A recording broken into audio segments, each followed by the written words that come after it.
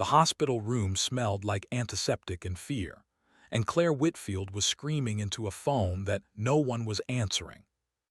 "Marcus, please." Her voice cracked between contractions, sweat plastering dark hair to her forehead. "The baby is coming. He's coming now. I need you here." Voicemail again.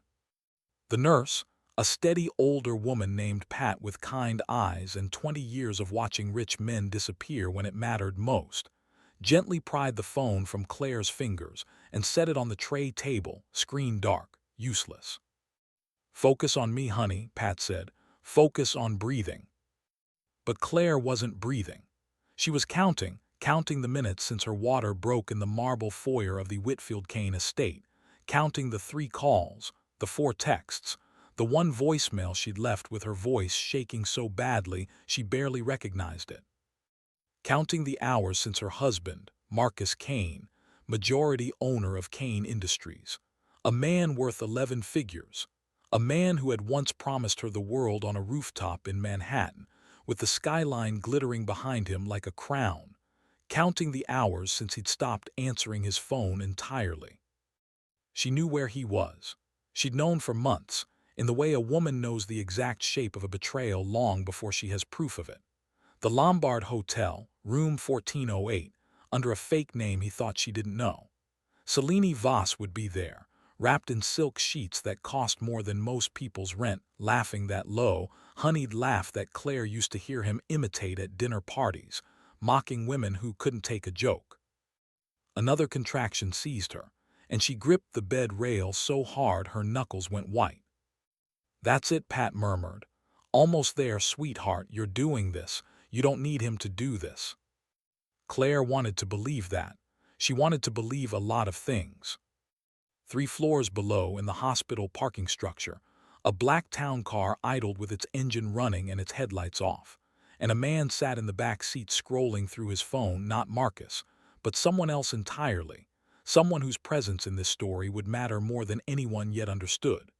He glanced up at the tower of lit windows above him, counted floors, and sent a single text message to a number saved only as MV, 3 words. "She's in there." Then he waited.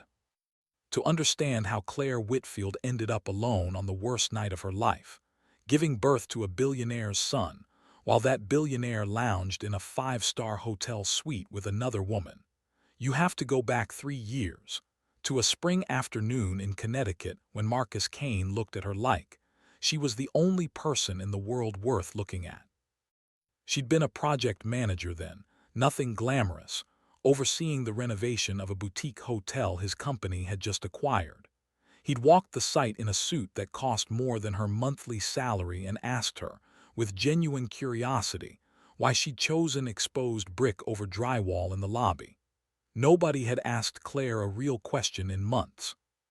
She'd talked for 20 minutes straight, and instead of getting bored, he'd leaned against a support beam and listened like she was explaining the secret of the universe. "You're going to marry me," he told her 6 weeks later, only half joking, over wine on a balcony that overlooked half of Manhattan. "You don't know anything about me," she'd said, laughing. "I know you fight for things you believe in even when nobody's paying you to. That's rarer than you think." It had felt at the time like the beginning of a fairy tale. Claire hadn't understood yet that fairy tales always leave out the part where the castle has locked doors, and behind one of them, a woman like Selene Voss was already waiting. Selene had been there before Claire, technically. An old flame from Marcus's 20s, the daughter of a hedge fund manager who'd done business with Marcus's late father, a woman who moved through the world like she'd never once been told no. When Marcus married Claire, Selene had sent a wedding gift, a single, obscenely expensive vase, with a card that read, "To new beginnings." I know how those go. Claire should have understood the warning. She hadn't. She was 28, in love and pregnant within the year, and she believed, the way only truly hopeful people can believe, that a baby would be the thing that finally made her family whole. She was wrong. The baby was the thing that made everything fall apart. Back in the hospital room at 11:47 p.m., Claire's son was born. He came into the world with a furious cry, all pink fists and dark hair like his father's, and for one blinding, perfect moment, Claire forgot every text message that had gone unanswered. She forgot the empty side of the delivery room where a husband should have been standing, forgot the way Pat had quietly, tactfully stopped asking, "Is Dad on his way?" Somewhere around hour 6. "He's beautiful," Pat whispered, placing the baby on Claire's chest. "Absolutely beautiful." Claire looked down at her son and felt something shift permanently in her chest. A door closing on one version of her life and opening onto another, one she couldn't yet see the shape of. "Eli," she said softly, testing the name on her tongue. "His name is Eli." It was in that fragile, glowing hour, the hour every mother deserves to have without interruption, that Claire's phone finally buzzed. Not a call, a text from Marcus. "Sorry, been a nightmare of a night. We'll come by in the morning. Congrats, I guess it's a boy." "I guess it's a boy." Claire stared at those 4 words until they blurred. Pat, standing nearby folding blankets, saw her employers know her patient's face change, saw the light drain out of it in real time and quietly stepped closer. "Everything all right, honey?" Claire didn't answer. She was looking past Pat, out the window at the parking structure 3 floors below, where a black town car had just pulled away into the dark. What Claire didn't know, what she wouldn't learn for another 11 days, though it would eventually break her world apart even further than it already was that the man in that town car wasn't a stranger at all. His name was Victor Alden, and he was Marcus Kane's personal attorney. And the text he'd sent hours earlier, the one that read "She's in there," had not gone to Marcus. It had gone to Marcus's mother. Eleanor Kane did not attend her grandson's birth.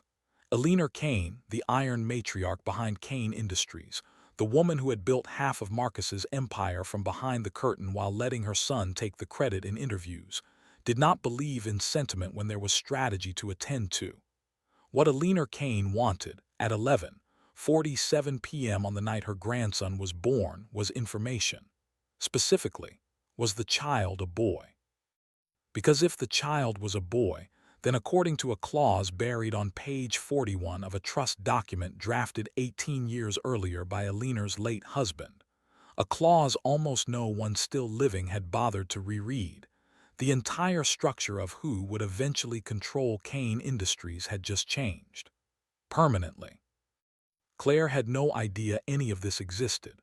She had no idea, lying in that hospital bed at midnight with her son asleep on her chest, and her husband's cruel little text glowing on the screen beside her, that she and her newborn son had just become, without either of them understanding it, the single most valuable and most threatened people in the entire Kane family. She only knew one thing for certain: her husband had chosen not to come. If you've ever felt truly alone in a room full of people who were supposed to love you, if you know what it's like to wait for someone who simply never shows up, type yes in the comments right now, because Claire's story is about to get so much worse before it gets better, and you're going to want to remember this feeling for what's coming. Marcus Kane did not, in fact, come by in the morning as promised. He came by 2 days later, freshly showered, wearing cologne Claire didn't recognize, carrying a bouquet of white roses from a florist she was fairly certain didn't deliver to hospitals, which meant he'd stopped somewhere else first, somewhere unplanned on his way here. "There he is," Marcus said, peering into the bassinet with the careful, performative warmth of a man posing for a photograph nobody was taking. "Look at that. A Kane." Claire watched him from the bed, exhaustion and fury fighting for space behind her eyes. "Where were you, Marcus?" "I told you, nightmare of a week, merger stuff, you know how it gets." "I called you 4 times. I texted you while I was in active labor." "Claire." He said her name the way he said everything lately, like a man addressing a slightly tedious employee. "I run a company worth $11 billion. I can't just drop everything because you have a contraction." "I wasn't having a contraction, Marcus. I was having your son." Something flickered across his face, not guilt, Claire would realize later, but irritation, the particular irritation of a man being made to feel something he'd rather not feel. He set the roses down on the nightstand, not looking at her. "I'll make it up to you," he said. "I promise. I've got Alden setting up a trust for the boy, private schools, everything, the whole future. He's going to want for nothing. I don't care about a trust. I wanted you in the room." Marcus straightened his cuffs, a habit Claire recognized now as the physical tell of a conversation he wanted to end. "You're being emotional. It's the hormones. Get some rest. I'll send the car for you both on Thursday." He was at the door before Claire found her voice again. "Selene called you Thursday too," she said quietly. "Didn't she?" Marcus stopped, didn't turn around. "I'm not doing this right now," he said and left. Claire sat alone in the silence that followed, her newborn son's small chest rising and falling in the bassinet beside her, and understood, with a clarity that felt almost peaceful in its finality, that her marriage was already over. It had probably been over for a long time. She had simply been the last one to admit it. What she didn't yet understand was that admitting it and surviving it were about to become two very different problems. The trouble started properly 4 days after Claire brought Eli home to the Kane estate, a sprawling white stone house in Greenwich that had never, not once in 3 years, felt like it belonged to her. She was in the nursery at 2 in the morning, rocking Eli back to sleep after a feeding, when she heard voices in the study below, Marcus's voice, and a second, older woman's voice, clipped and precise. Eleanor. Claire had learned, over 3 years of marriage, that when Eleanor Kane visited unannounced at 2 in the morning, it was never good news for anyone standing between Eleanor and what she wanted. She crept halfway down the back staircase, Eli finally quiet against her shoulder, and listened. "Doesn't need to know the specifics," Eleanor was saying. "She needs to sign what she's given, take the settlement, and disappear quietly. That's how this works, Marcus. That's how it's always worked." "She's not going to just disappear, Mother. She's not like that." "Everyone is like that for the right number. And if she isn't," a pause, the soft click of a glass being set down, "there are other ways to handle a mother who won't cooperate. You know that." Claire's blood went cold. "I'm not doing anything to her," Marcus said, and for one brief second, the first genuine emotion Claire had heard from him in months, his voice cracked with something that sounded almost like fear. "She's Eli's mother." "She is an obstacle," Eleanor corrected, "standing between your son and $11 billion, and I did not spend 40 years building this family's future to watch it handed to a woman who redecorated hotel lobbies for a living. Selene understands the stakes, Marcus. Selene would never have let this happen." "Selene isn't Eli's mother." "Selene," Eleanor said, and here her voice dropped into something Claire had never heard from her before, cold, businesslike, final, "is currently 11 weeks pregnant, Marcus. Did she not tell you? How interesting." Upstairs in the dark, Claire pressed her hand over her own mouth to keep from making a sound, holding her son so tightly he stirred and whimpered against her collarbone. 11 weeks pregnant. Which meant Selene had gotten pregnant before Eli was born. Which meant, if Claire's shaking mind was doing the math correctly, this hadn't been a fling that spiraled out of control after the birth of her son. This had been happening the entire time she was pregnant, possibly longer. And now there was a second child, a second heir, a second claim. And Eleanor Kane, the most powerful, most ruthless woman Claire had ever met, had just called her, in cold, clear words, an obstacle. Claire didn't wait to hear the rest. She turned, silent as a ghost, and carried her sleeping son back up the stairs to the nursery, her heart hammering so hard she could feel it in her throat. She sat in the rocking chair in the dark for a long time, staring at nothing, replaying Eleanor's words on a loop. There are other ways to handle a mother who won't cooperate. She thought about calling her sister. She thought about calling a lawyer. She thought briefly and with a kind of desperate hope about waiting until morning and confronting Marcus directly, giving him one last chance to choose his son over his mother, over Selene, over the $11 billion that had apparently been worth more to this family than Claire's presence in the delivery room. Then at 3:14 a.m., her phone buzzed on the nightstand. An unknown number, a text with no name attached. "Mrs. Kane, you don't know me, but you need to leave that house tonight and you need to take your son with you. Eleanor already has the paperwork drawn up. I've seen it. Once she files it, you will not get a second chance. There's a bag at the service entrance. A car will be waiting 2 blocks north at 4 a.m. I can't explain more right now. Please trust me." Claire read the message 4 times, her thumb hovering over the screen, her son's small warm weight still tucked against her chest, and somewhere deep in her exhausted, grieving, furious heart, she made a decision that would change everything for her, for Eli, and for a family that was about to discover exactly what happens when you underestimate the woman you tried to erase. She looked at the clock, 3:22 a.m. She had 38 minutes to decide whether to trust a stranger or stay, and find out exactly what other ways to handle a mother who won't cooperate really meant. Claire didn't call anyone. She didn't have time to weigh pros and cons, didn't have the luxury of waiting for a lawyer's office to open or a sister 3 states away to pick up the phone. She had a message from a stranger, a sleeping son whose future had just been discussed like a line item on a balance sheet, and 38 minutes. She moved on instinct. She packed light diapers formula, the baby's documents, her own passport, a change of clothes shoved into the bottom of a gym bag she hadn't used in a year. She left her phone charging on the nightstand, screen glowing uselessly in the dark, because some small, sharp part of her brain that hadn't slept in 4 days was already thinking the way a hunted person thinks. They can track a phone.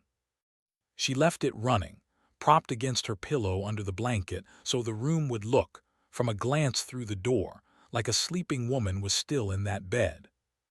Then she carried Eli down the back staircase in the dark, past the study where the lamp was still on and low voices still murmured behind the door, out through the mudroom, and into the cold. The bag was exactly where the text said it would be, sitting against the brick by the service entrance.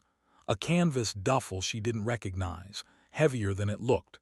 She didn't open it there. She just slung it over her shoulder, held her son against her chest inside her coat and walked. 2 blocks north at 4:02 a.m., a gray sedan idled at the curb with its parking lights on. Claire stood in the shadow of a hedge for a full 30 seconds, heart slamming, trying to decide if this was rescue or trap. Then the passenger window rolled down, and a face she didn't expect looked back at her. Victor Alden, Marcus's attorney, the same man who, unbeknownst to Claire, had texted Eleanor Kane the moment Claire went into labor. "Get in," he said, "please, we don't have much time." "You," Claire breathed, "you're the one who—" "I'll explain everything, not here."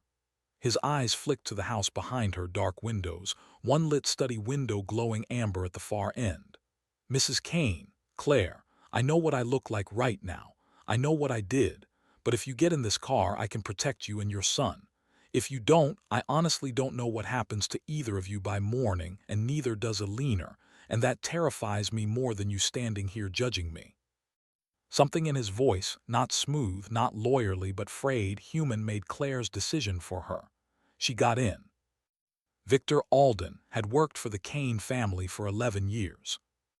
He had drafted Marcus's prenup, Marcus's father's final will, and 3 weeks ago, at Eleanor's private request, a document that made his stomach turn every time he thought about it, an amended custody and guardianship provision, designed to be filed the moment Claire gave birth to a male heir, that would name Eleanor Kane, not Claire, as primary financial guardian of the child's trust, on the grounds that Claire was, in the document's carefully sanitized legal language, an unfit custodial party with a documented history of instability. There was no such history. Eleanor had manufactured it, a fabricated psychiatric consult, A falsified statement from a private investigator claiming Claire had a substance dependency, built entirely from whole cloth over the 2 weeks before Eli's birth, sitting ready in a drawer in a leaner's Manhattan office, waiting only for confirmation of the baby's sex. "She's had this plan since you told her you were pregnant," Victor said, driving them north through empty pre-dawn streets, glancing at Claire in the rearview mirror where she sat in the back seat, Eli finally asleep again against her shoulder. "Maybe longer. I don't know how far back it goes. I know she started with Selene, encouraging that relationship, easing the door open, because Selene was raised by people like Alina, people who understand leverage. Selene was never a threat to you emotionally, Claire. She was a contingency. Alina wanted 2 grandsons in the pipeline in case one mother proved difficult. Claire felt something in her chest go hollow and cold. And I was difficult. You asked questions. You cared about your marriage instead of your settlement. To Alina, that's the same as being unstable."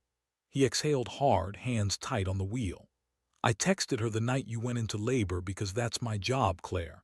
I've spent 11 years doing exactly what that family asks without asking why. But I stood in that hospital parking lot for 2 hours after I sent that text, and I thought about my own daughter, and I couldn't do it anymore. I couldn't watch them do to you what I watched them do to Marcus's first nanny, 20 years ago, when she found out things she wasn't supposed to know." "What happened to her?" Victor's silence lasted long enough that Claire understood she didn't actually want the answer. "She left the country," he finally said. "Alina made sure of it. I don't know if left is even the right word." The car went quiet except for the hum of the highway and Eli's soft breathing. Claire looked down at her son's face, slack and peaceful in sleep, utterly unaware that he had already become, before he was even a week old, the single most contested asset in a war he had no idea he was the center of. "Where are we going?" she asked. "Somewhere Alina doesn't know exists. I have a cabin upstate under my ex-wife's maiden name, not the firm's. No paper trail connects it to me. You'll be safe there while we figure out our next move." He met her eyes in the mirror. "And Claire, I brought something else. In the bag." Claire finally unzipped the duffel resting beside her on the seat.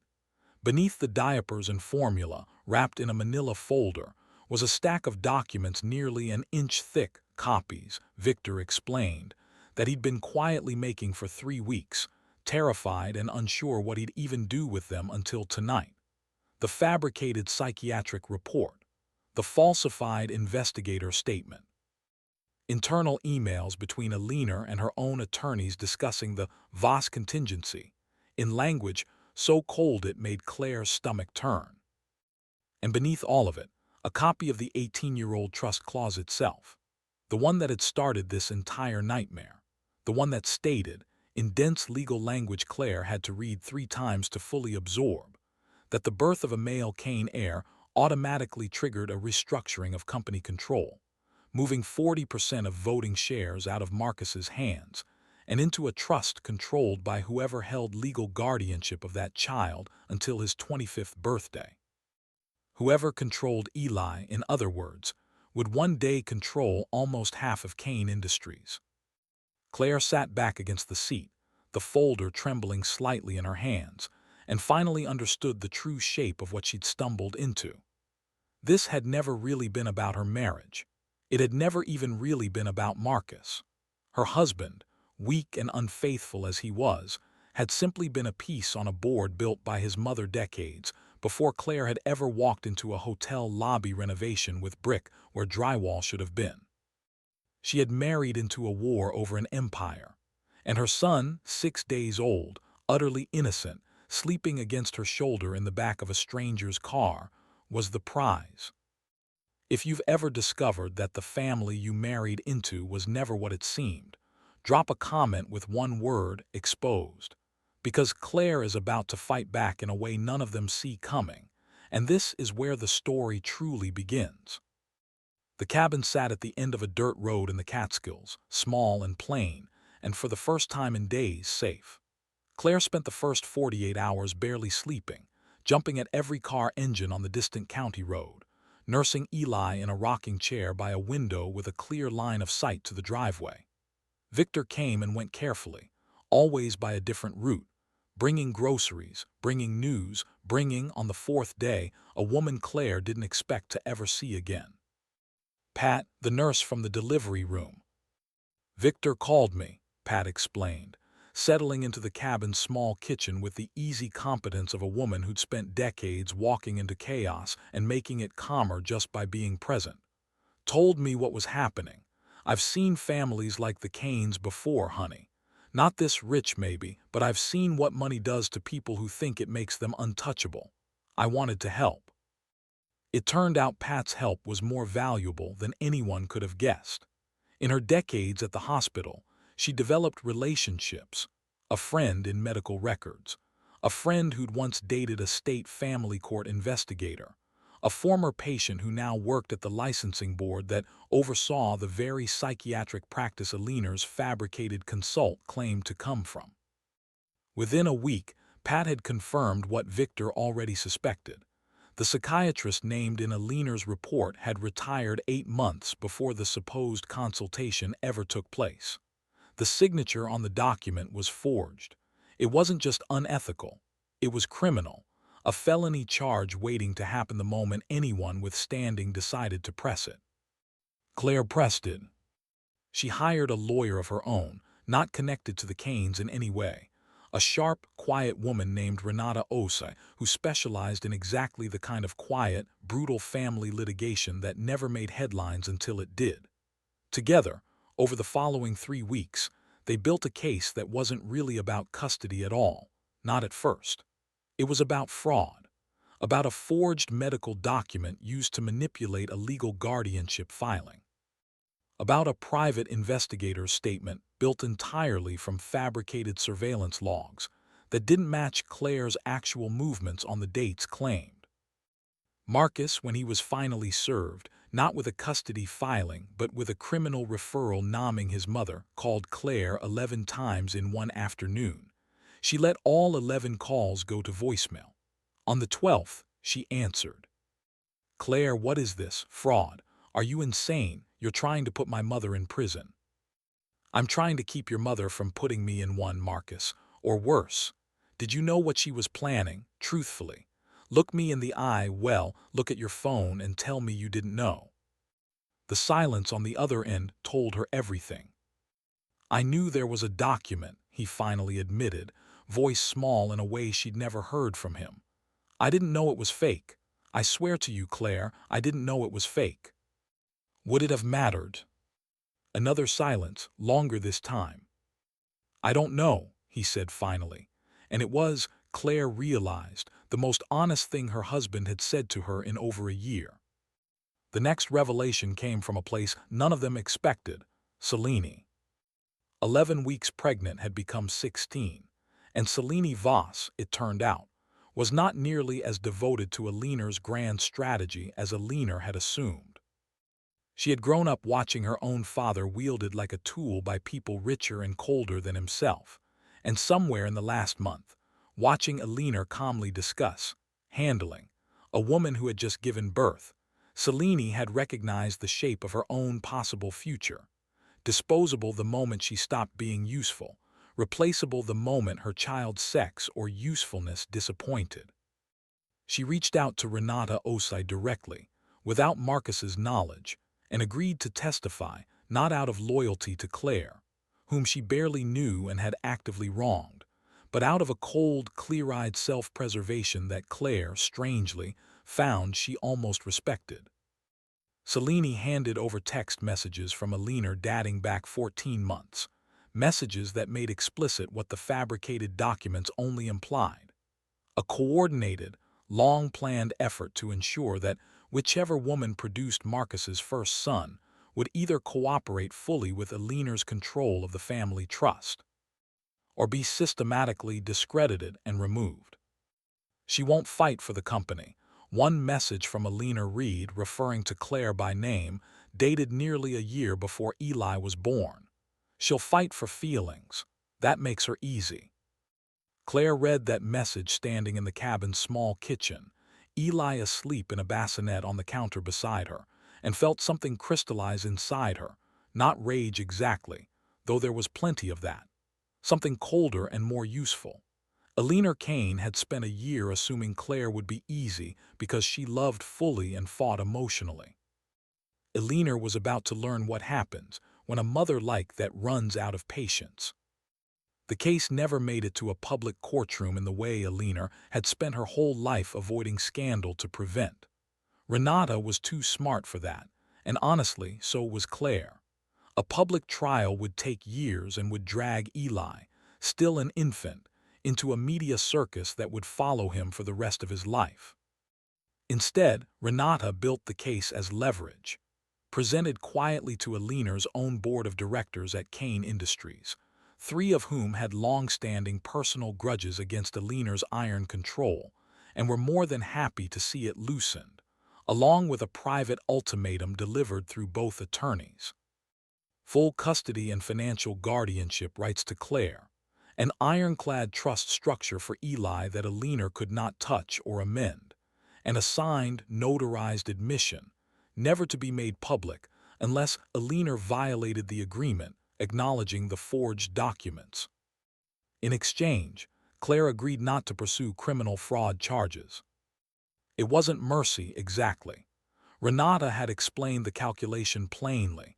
Criminal charges would take years, might not stick against a woman with Eleanor's resources and lawyers, and would keep Claire and Eli in the blast radius of the Kane family's chaos indefinitely. This way, it ended. Cleanly, coldly, permanently. Eleanor signed. Claire watched, over a video call arranged by the lawyers, as the woman who had called her an obstacle in the dark of a 2 a.m. study signed away any claim to controlling her grandson's future, her face utterly unreadable, not a flicker of the fury Claire had expected. Only, right at the end, one flat, chilling sentence directed at the camera, at Claire. "You'll regret keeping him away from what he was born to inherit." Claire didn't answer. She simply closed the laptop. As for Marcus, Marcus lost more than he ever expected to. Not the company. He kept his position, chastened and humbled, but still, technically in charge, propped up now by a board that trusted him considerably less and watched him considerably more closely. What he lost was something he hadn't realized he valued until it was entirely, irreversibly gone. The chance to be a father Eli would ever fully trust. Tried in the months that followed. He set up visitation, showed up mostly on time, sent birthday gifts that were thoughtful rather than merely expensive, the kind of gifts that suggested he was finally, belatedly, paying attention. Selene gave birth to a daughter 5 months after Eli's first birthday, and to Marcus's credit, he showed up for that birth too, present in the room this time, having learned the hard, humiliating, expensive way, exactly what it cost him the first time he hadn't. Claire never remarried him, never even seriously considered it, but she let him build a real relationship with Eli, slow and imperfect and supervised at first, then gradually looser, because she understood something Eleanor Kane, for all her ruthless intelligence, never had. That punishing a child by starving him of an imperfect father wasn't justice. It was just a different kind of cruelty, and Claire had promised herself, in that cabin in the Catskills with her newborn son asleep beside her, that she would build her son a life defined by more than the cruelty that had almost swallowed him whole. She used part of the settlement, substantial, structured, protected in a trust Eleanor could never again touch, to start over. Not in Connecticut, not anywhere near the Kane estate's long shadow, but in a quiet coastal town 3 states away, where nobody knew her name meant $11 billion and a war fought in whispers, where she was simply Eli's mother, walking him to the beach some mornings before school, unremarkable and finally, completely safe.